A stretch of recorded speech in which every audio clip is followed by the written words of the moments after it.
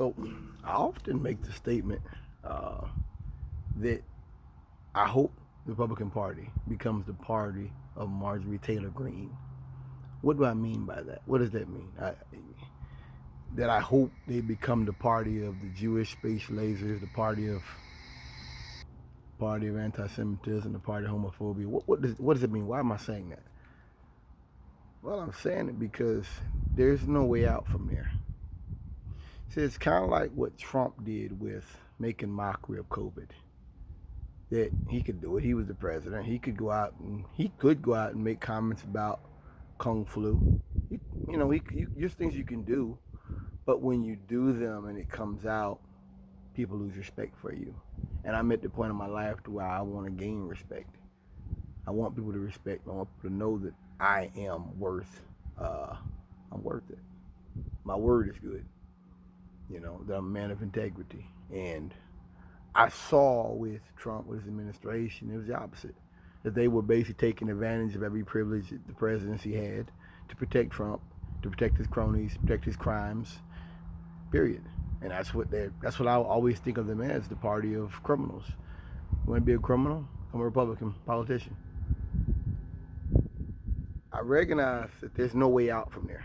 In a Browning world, in a world that's becoming more urban every year, where you're having all these crises, I just don't think that the narrative there of clean water, clean air, I don't think that will be valuable 4 years from now, the next election, excuse me.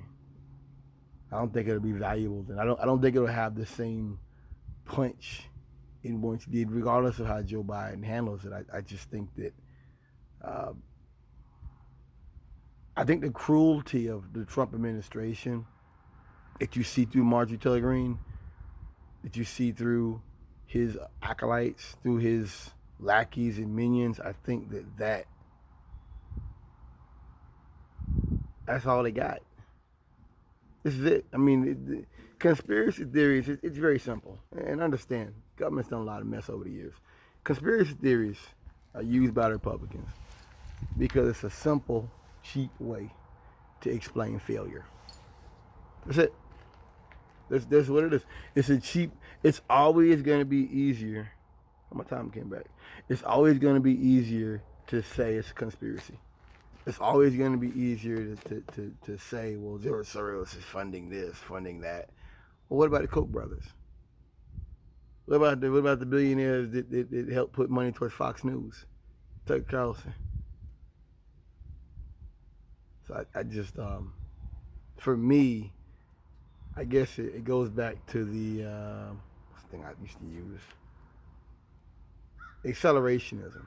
I'm an accelerationist, that I believe that people have to see how bad the Republican Party really is before they understand that that stuff of no value. I think that, Marjorie Taylor Greene talking about how Hitler statues were okay, and this, I don't know.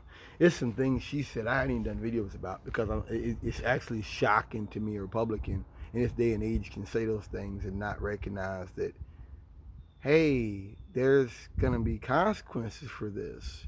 You can't talk like this. That's actually shocking. I just think that this is the end for them. This is the end for that class of people, and it could get bad. It is getting bad. You see the violence already. You see the violent rhetoric already. There's no way out. That's whether Trump runs again or not. It's irrelevant. I think that Trump's election in 2016 was kind of a perfect storm.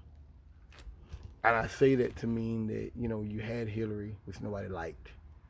You had that most people moved away from war, which Trump saw.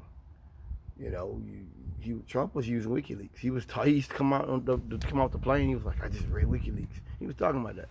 He was using WikiLeaks. He was showing you, they did some shit. Hillary did some shit. I'm not arguing against that. He used that. And then Hillary called people deplorables. She should not have done that. That was wrong. That was not proper. And she should have known better.